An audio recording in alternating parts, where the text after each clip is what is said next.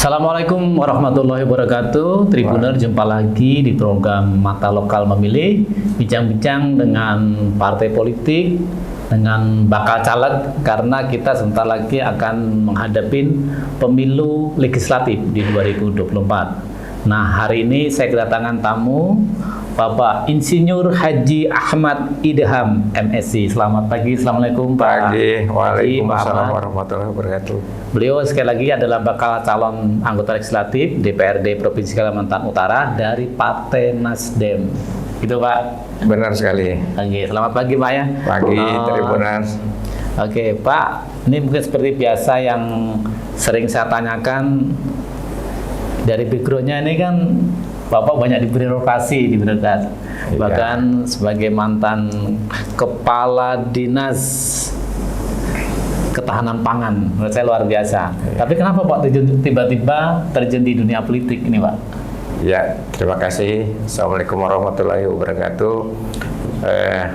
Ini saya memang backgroundnya dari ASN, ya, sudah pensiun.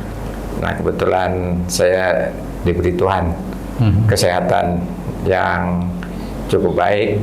Terus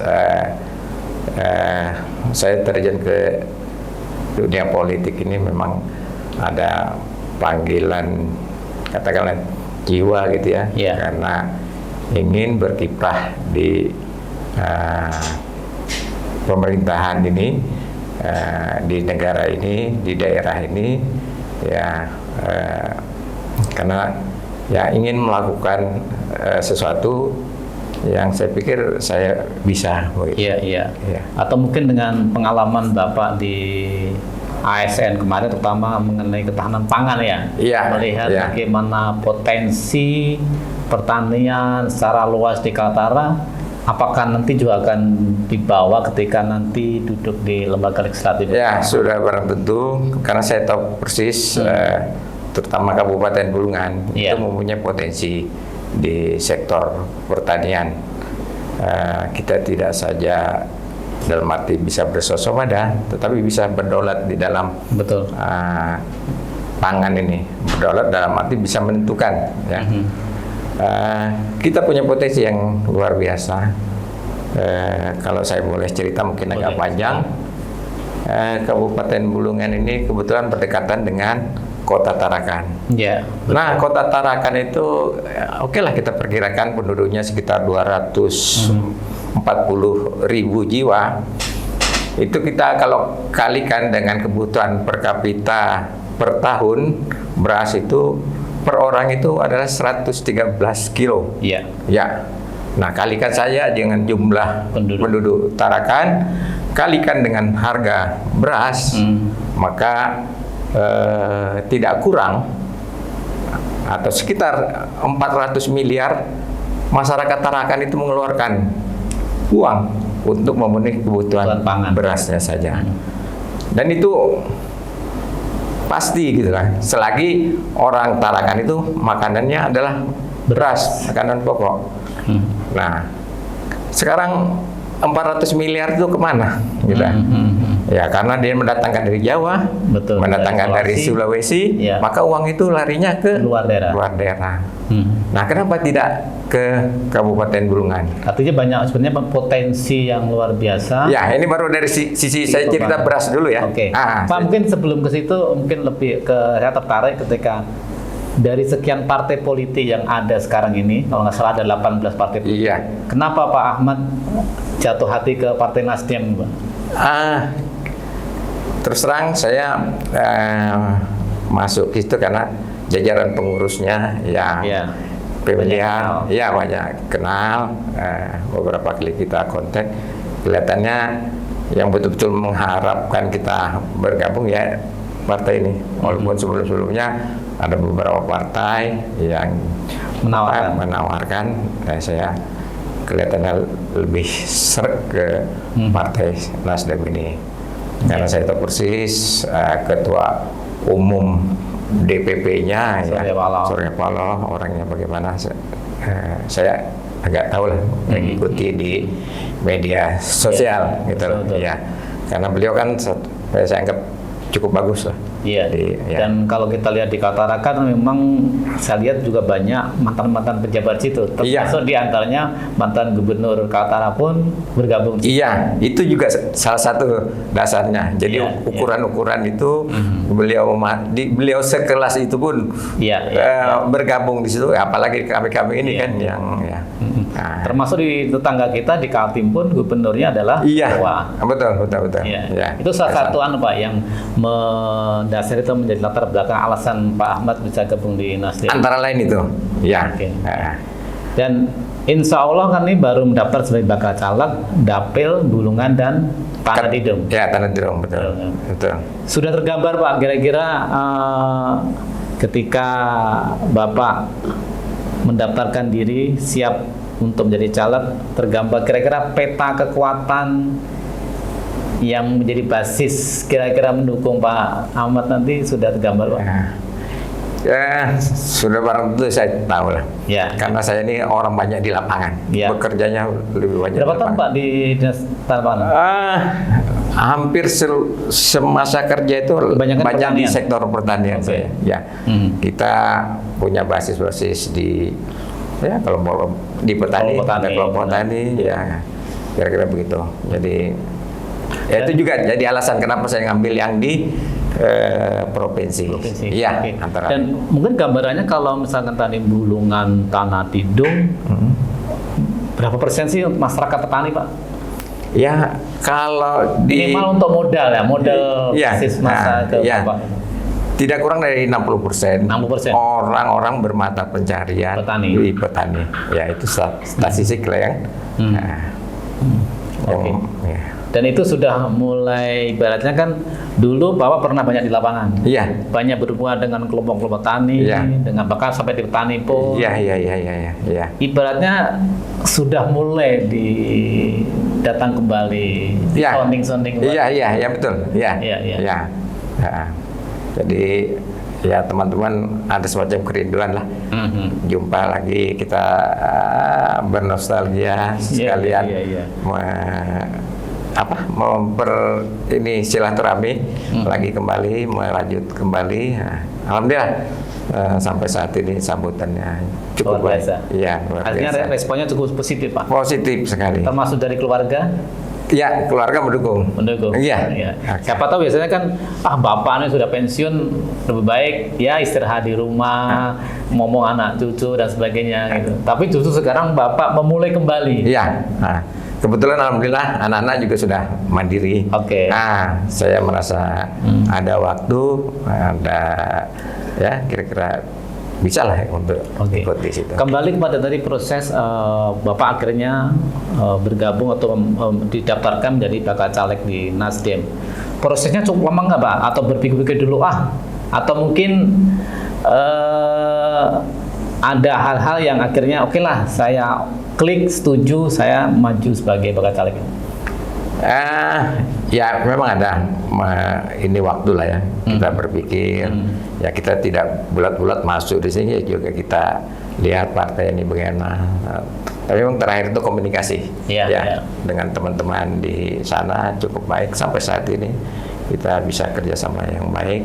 Itu juga penting, dan unsur ketuanya juga cukup bagus dalam memimpin partai ini untuk di Kabupaten Bulungan.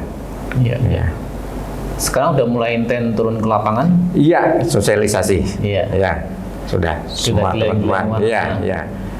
Kita merajut kembali hubungan-hubungan yang selama ini sudah ada, ya mulai zaman dulu ya. Sampai sekarang kita ini kan. Selama ini orang menganggap bahwa terjun di politik itu perlu modal, namanya kos politik. Dan tentunya juga orang politik mungkin udah paham Pak. Tapi mungkin Bapak yang tadi backgroundnya di ASN tiba-tiba, ternyata ngeri-ngeri serba juga tinggal berpolitik nih, harus modal dana sekian. Bahkan mungkin ketika Bapak terjun di masyarakat pun ada juga masyarakat yang Bapak kesini mau ngasih apa? Gitu. Kira-kira gimana Pak menanggapi seperti itu Pak? Iya, itu memang ada, tapi bukan satu-satunya. Betul. Banyak faktor yang membuat orang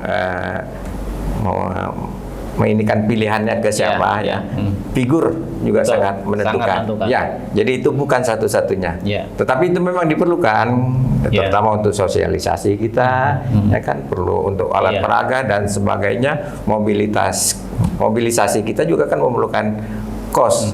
benar. Nah, kita nafikan itu. Ya. Artinya kan kita harus bisa membedakan antara kos politik. Iya, Artinya iya. kita ke transportasi, Iya. kita datang Iya, orang mesti iya, bawa iya. oleh-oleh itu Iya, wajar. iya. Tapi yang tidak dibolehkan adalah dengan namanya politik uang. Iya, Nah, betul. Bagi-bagi ada Betul, tujuannya. betul, Gitu. iya. Nah, tapi kan itu tadi Pak, pasti juga Bapak menemukan ada masyarakat atau beberapa masyarakat lah yang itu tadi Bapak kesini bawa apa atau ngasih Iya. apa ke saya pengen nyoblos gitu. Sampai saat ini belum. Belum ada. Tapi kalau yang sifatnya untuk kegiatan kelompok-kelompok, Iya, iya. ya ada juga memang itu diperlukan seperti untuk keperluan rumah ibadah, gitu kan? Itu biar nggak diminta pun kalau kita mampu tetap kita Iya, inikan iya. gitu loh. Tujuan kita ibadah. Yang sifatnya untuk kepentingan orang banyak. Termasuk mungkin juga kebutuhan-kebutuhan petani yang mungkin Bapak paham betul, misalkan alat pertanian atau mungkin dalam hal-hal tertentu yang untuk kepentingan masyarakat banyak tentu juga. Ya, sifatnya selagi kita bisa mampu dan ya, tapi ya itulah halunya. Tapi itu bukan ya. Mereka masih tetap yang saya tahu itu melihat figur, Pak. Ya, Nah, betul. Ya, kalau yang begitu itu karena ya katakanlah ini udah yang ini aja anunya kan. Benar. Nah, itu tambahan untuk ini yang Ya. figurnya kurang. Ini. Artinya juga kita kadang juga sudah bisa memahami atau memetakan bagaimana kondisi masyarakat di lapangan kan. Iya. Ada yang masyarakat memang pragmatis, ada yang masyarakat yang punya idealisme, Ya. yang melihat figur itu dari visi misi. Iya, betul. Pak Ahmad. Betul sekali. Makanya sebelum kita terjun ke dunia politik dalam rangka mengikuti konstelasi pileg ini, ya kita harus punya tujuan apa yang mau kita Iya. kita mau jadi anggota DPR itu mau ngapain gitu loh. Cari duit Ya kan? juga. Apa cari duit atau apa? Betul. Untuk membantu masyarakat gitu loh, ya kan? Nah, kalau ya kita harus ini, kalau saya terjun ya dalam rangka itu, apa yang saya bisa perbuat untuk masyarakat ini. Nah, ini yang harus saya pahami ya tentang kedudukan tugas dan pokoknya DPR itu apa kan? Nah, itu juga kita pahami dan kita jelaskan. Nah, kan tugas DPR itu kan ada katakanlah 3 gitu ya. Budgeting. Budgeting ya, penyusunan anggaran, pengawasan dan pengawasan. penyusunan perda, Betul. ya kan? Nah, itu harus bisa kita jelaskan. Kalau kita duduk di DPR, saya akan menjalankan ini caranya begini. Nah, betul. mungkin di caranya ini kita berbeda gitu loh kan? Nah, Iya. untuk menjalankan itu. Kadang juga disalah kaprahkan gini, kadang masyarakat tuh selalu berekspektasi yang terlalu tinggi. Ya. Anggapannya dewan itu bisa membuat apa-apa, misalkan minta jalan, minta gaji. Sebenarnya kan nggak benar bahwa aspirasi masyarakat akan disampaikan dengan, kan nanti digodok juga dengan pemerintah. Dari eksekutif, Pak. Itu yang mungkin perlu Pak, namanya edukasi kepada masyarakat yang terjadi selama ini. Ya itu memang kita ini kan, tetapi juga kan kita juga harus bagaimana bisa untuk menginikan usulan mereka tadi, yang menjelaskan ya kalau kita bisa kita perjuangkan, kalau tidak bisa kita jelaskan ininya. Betul. Tetapi sebenarnya peluang itu juga sebenarnya bisa kalau kita usahakan sebenarnya. Iya, betul. Makanya saya ngambil di DPR Kaltara supaya karena dapil saya Bulungan dan KTT, maka saya akan memperjuangkan Bulungan dan KTT ini. Nah, kalau saya di kabupaten kota, saya masuk di situ, saya tidak bisa ngapa-ngapain. Betul. Dalam arti cukupnya masih terlalu kecil. Ya. Nah kan. Tapi kalau saya di provinsi, ya kalau katakanlah Bulungan APBD-nya 1,5 T, ya kan? Kalau saya di dalam situ, saya tidak mungkin bisa nambah dari mana saya nambah. Tapi kalau saya di provinsi, saya bisa memperjuangkan bantuan keuangan provinsi untuk di Bulungan. Nah, kan. Nah, terus kalau DPR provinsi itu dia bisa mengakses ke pusat, ya kan? DPR RI. Ya, agak janggal juga dari kabupaten kok langsung ke pusat, ya kan? Ya, jadi kita bisa lebih banyak berbuat untuk dapil kita. Kalau di di Kabupaten Bulungan saja ikut di DPR situ ya dapilnya kan sempit sekali. Perjuangan kalau dari Tanjung Selor ya orang Tanjung Selor saja kita kita ini kan Bulungan sampai Tanah Tidung. Iya, sampai Tanah Tidung gitu. Itu adanya. Kira-kira seperti apa Pak yang diharapkan ataupun tanda kutipnya visi misi Pak Ahmad ketika nanti duduk di DPRD ya, terutama setelah melihat setelah terjun ke lapangan melihat kondisi masyarakat Bulungan, terutama Tanah Tidung dan sebagainya gitu. Jadi begini, kan semua orang pasti pemimpin itu tujuan akhirnya pasti untuk mensejahterakan masyarakat. Tentu. Ya, cuma caranya yang beda-beda. Tiap daerah juga beda-beda. Kan ada yang sektor pariwisata, ada sektor perdagangan. Nah, Bulungan juga punya sendiri untuk mencapai itu. Nah, memang yang saya lihat untuk Bulungan ini adalah dari sektor pertanian, Pak. Yang saya ceritakan di awal tadi. Benar-benar. Ya. Nah, kira-kira 400 miliar uang orang Tarakan itu. Itu baru Tarakan. Baru satu komoditas. Beras gitu kan. Nah, lahan kita cukup luas, Pak. Kita di kawasan kawasan pesisir itu ada delta Kayan itu, kawasan Tanjung Buka dan sekitarnya itu ada sekitar 30.000 hektar lahan potensi untuk sawah itu.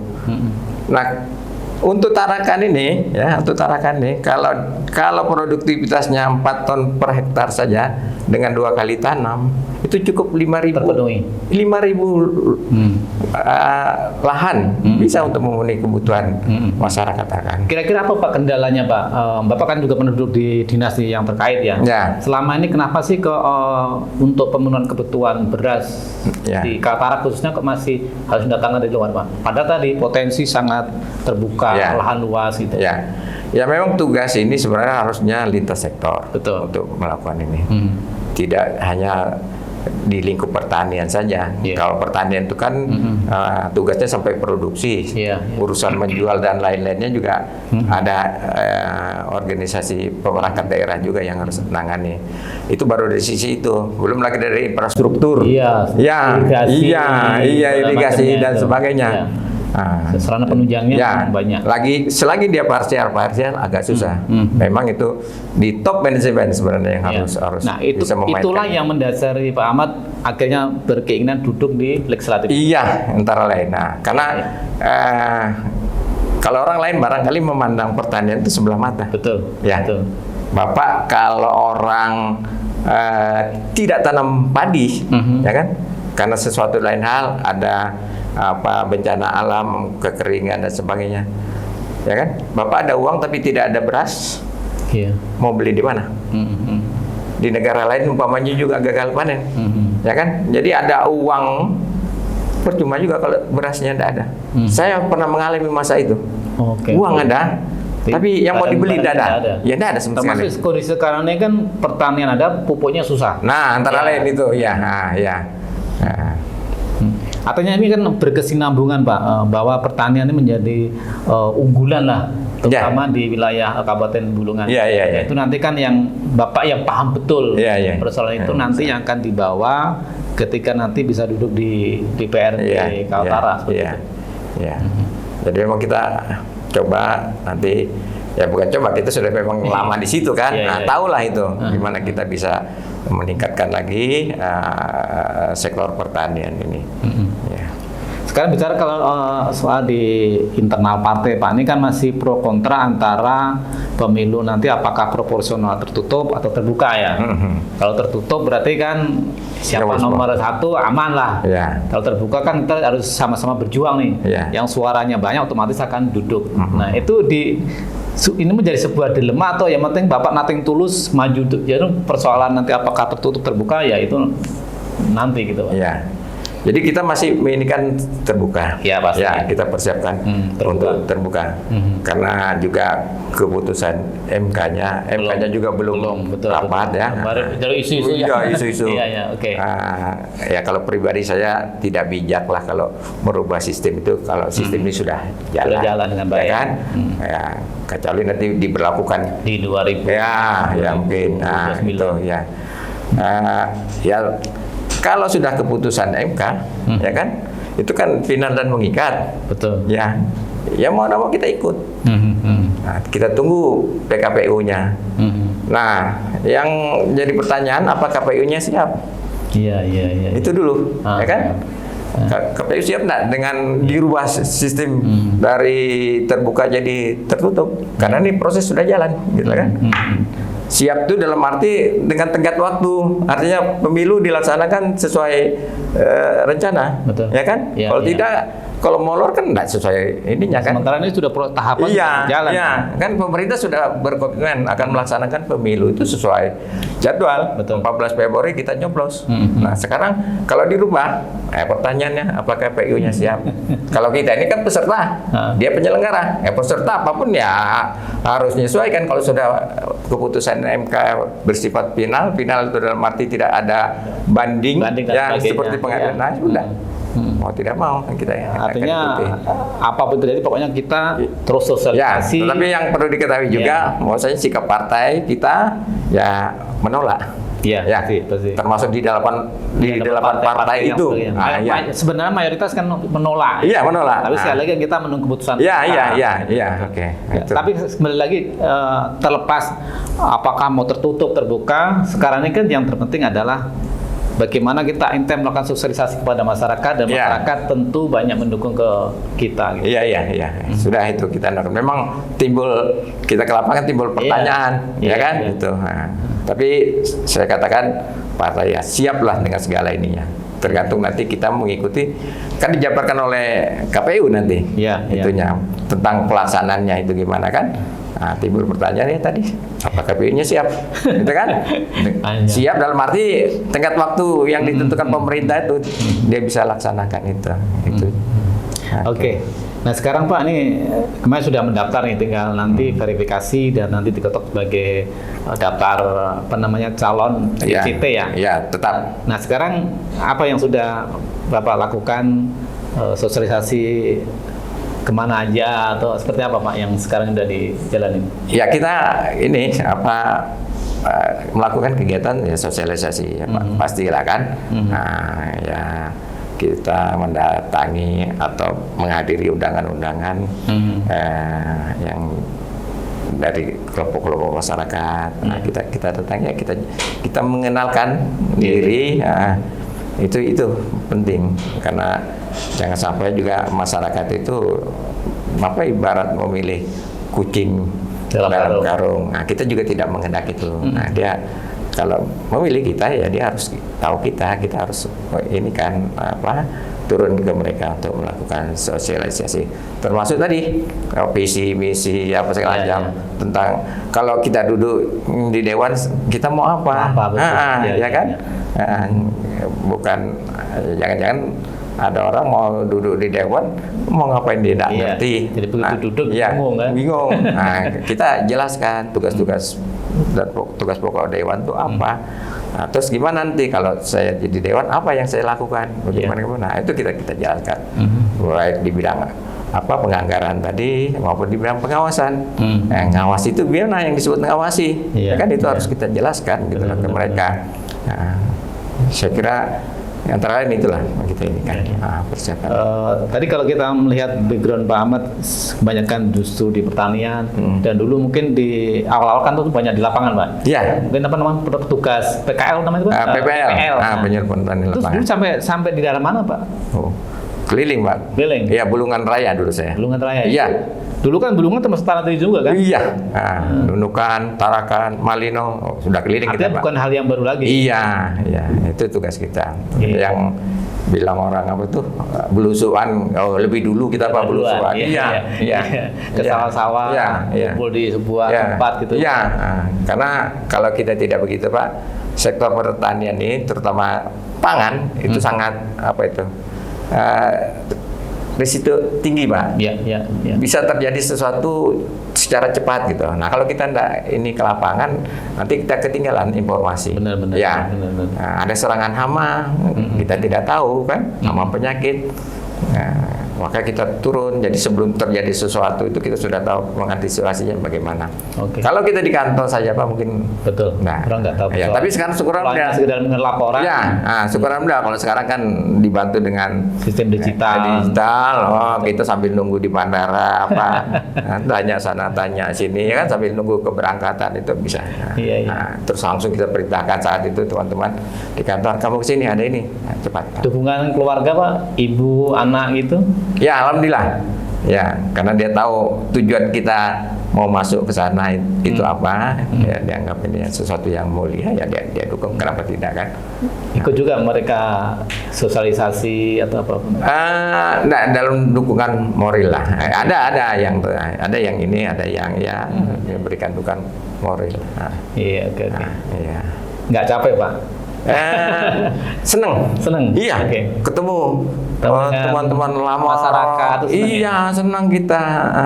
Senang. Tapi alhamdulillah lah, masyarakat itu sebenarnya ngerti aja dia. Cuma Benar. kadang-kadang kita yang salah gitu loh.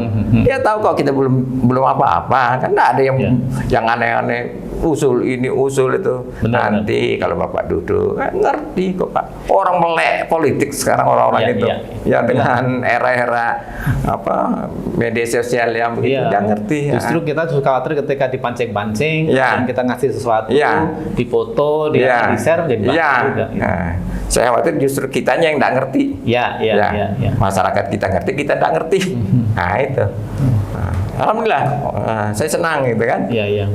Paling jauh kemana Pak? Ya sampai luar Tanjung Selor lah. Oh iya. Iya.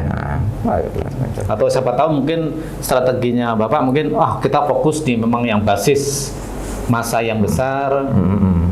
Jadi fokus itu aja, mungkin yang lain tidak disentuh. Enggak, kalau pengen melihat dulu ya, memetakan. kita sebenarnya semua. Cuma metodenya aja yang berbeda. Oke. Ya, ada yang harus kita kunjungi, ya kan? Ada yang melalui media sosial. Ya nanti pada saat kalau sudah memang waktunya mungkin dengan baliho-baliho. Ada daerah tertentu yang kita tidak perlu. Benar. Ya, kan karena mereka kalau sudah tahu ngapain juga kita ini ke mereka kan. Kalau sudah tahu ya tinggal asal dia tahu gitu ya. Kalau dia sudah kenal kita ya cukup dia tahu kita nyalonkan, udah cukup, tidak perlu kita datangin. Tetapi bagi masyarakat yang tidak kenal sama kita, tidak tahu sama kita, ya kita datangin, kita lakukan sosialisasi ke mereka. Yang penting ini kan beda. Kalau izin usia berapa Pak sekarang? Saya 62 tahun. Oke, masih sehat. Jaga kesehatan seperti apa? Ya, alhamdulillah. Olahraga? Iya, masih terus. Oke. Minum-minum ramuan jamu-jamu atau biar? Enggak, yang ini aja, yang seperti biasa. Seperti ya. Oke. Yang penting ini hati dan pikiran tenang. Pengalaman yang menarik Pak ketika Bapak turun ke masyarakat, ada nggak sesuatu yang kira, ternyata masyarakat inginnya ini deh gitu? Ada yang membuat kita bangga, ya kan? Wah, selama ini saya pusing Pak, siapa yang mau saya ini kan? Ternyata Bapak ada. Ya. Nah, ini saja, kira-kira begitulah. Itu yang membuat kita artinya bahwa masyarakat itu seperti yang tidak dibayangkan orang selama ini. Iya. Anggapannya orang kalau datang pasti harus membawa sesuatu. Iya. Masyarakat minta sesuatu. Iya. Ya tadi Pak ya. Iya. Masyarakat sebenarnya menginginkan yang penting Bapak datang, apa sih misi-misinya, apa sih yang akan dijalankan nanti jadi. Karena kita jelaskan ya kalau ibarat apa itu ada pohon gitu kan, kita ini bukan mau ngasih daun. Iya. Kita mau ada pohon hidup di situ. Jadi semua orang bisa menikmati. Kira-kira perumpamannya saya anukan begitu. Oke, terakhir Pak, mungkin bisa disampaikan ke masyarakat konstituen terutama di Kaltara, apa sih tadi visi misi atau apapun lah. Akhirnya Bapak ingin nanti bisa ikut kontestasi di bakal caleg pemilu 2024. Silakan Pak. Ya, jadi Tribuner, saya ikut berkecimpung lah di dalam kontestasi pileg ini. Ya semua orang lah punya keinginan bagaimana masyarakat di sekitarnya itu sejahtera. Iya. Ya. ada dua sebenarnya yang perlu kita ini kan, yaitu ekonomi ekonomi dan pendidikan. Ada dua yang menyebabkan orang berbuat sesuatu yang melanggar norma hukum itu. Yang pertama itu adalah kemiskinan, kedua adalah kebodohan. Nah, bagaimana kemiskinan ini kita katakanlah kita perangi, juga mungkin juga kebodohan. Saya mempunyai harapan, terutama di sektor pertanian, di sektor pertanian itu memberikan harapan gitu, dalam rangka mensejahterakan. Antara lain sektor pertanian, sektor-sektor lainnya tentu banyak, karena sektor pertanian ini dominan jadi mata pencarian masyarakat di Kabupaten Bulungan dan Tanah Tidung. Ya tidak salahnya yang kita gerakan itu sektor-sektor di mana masyarakat itu bekerja lebih banyak di situnya, jadi efeknya itu akan lebih besar. Kayak kalau ada yang pariwisata dan itu kan cara saja. Ya kita lihat berdasarkan potensi yang ada. Di lain pihak masalah pendidikan, ya tentu SDM kita ini harusnya lebih unggul lah untuk Kabupaten Bulungan dan apalagi nanti kan ada KIPI, ada KIPI yang merupakan karena saya cukup lama kalau menangani investasi. Mungkin di antara teman-teman itu saya yang paling banyak berkecimpung menghandle investasi ini. Nah, tujuan investasi ini kan adalah penyerapan tenaga kerja. Ya kan? Nah, jangan sampai tenaga kerja yang ada ini justru dari luar gitulah. Bukan kita tidak ini. Nah, kalau ada di Kabupaten Bulungan ini kenapa tidak gitu. Benar. Tapi tentunya juga di peningkatan Nah, sekarang yang dibutuhkan oleh investor itu tenaga apa? Nah, itu yang kita ini kan SDM di bidang itu gitulah. Itu yang ini kan. Dua itu yang antara lain kita ini kan. Pendidikan dan ekonomi. Siap. Oke, makasih Pak Ahmad Idham. Makasih. Pada hari ini, tentunya Tribuner, demikian tadi bincang-bincang saya dengan Bapak Insinyur Haji Ahmad Idham MSI, bakal caleg Partai Nasdem, Dapil Bulungan dan Tanah Tidung Kabupaten Tanah Tidung. Tentunya kita masih menunggu penetapan DCP-nya, tapi ini minimal bisa menjadi